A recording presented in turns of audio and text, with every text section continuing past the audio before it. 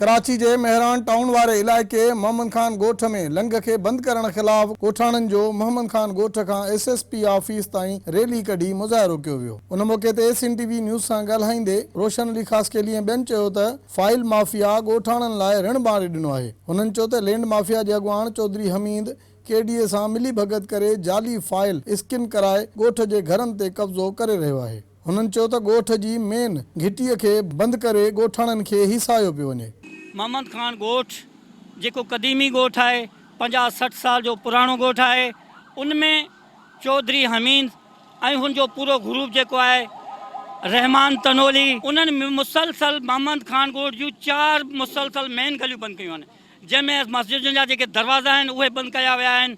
अॼु ही राति खां वठी अवाम सर एहतजाज आहे। SSP कोलंगी साहब जो हैं उनके ऑफिस में मौजूद हैं और हमारा आज मुतालबा ये है कि चौधरी हमीद जो लैंड माफिया का सरबराह है, जिसके बहुत सारे गुंडे हैं और जाली फाइलें उसकी वीडियो मौजूद हैं 100 और ये पुलिस की रिपोर्ट मौजूद है कि वो लैंड माफिया है और वो पुलिस को भी ब्लैकमेल करता है, लोगों को भी ब्लैकमेल कर रहा है और हमारे चर्चिज़ के दरवाजे बंद करके आगे दरवाजे उसने दीवारें लगाई हैं। हम यहाँ अपना मसला लेकर आए हैं कि हमारे गोठ में घरों पे कब्जे हो रहे हैं, नाजायज़ गलियाँ बंद की जा रही हैं और लोगों को परेशान किया जा रहा है। चर्च की जो गली है वो भी बंद कर रहे थे।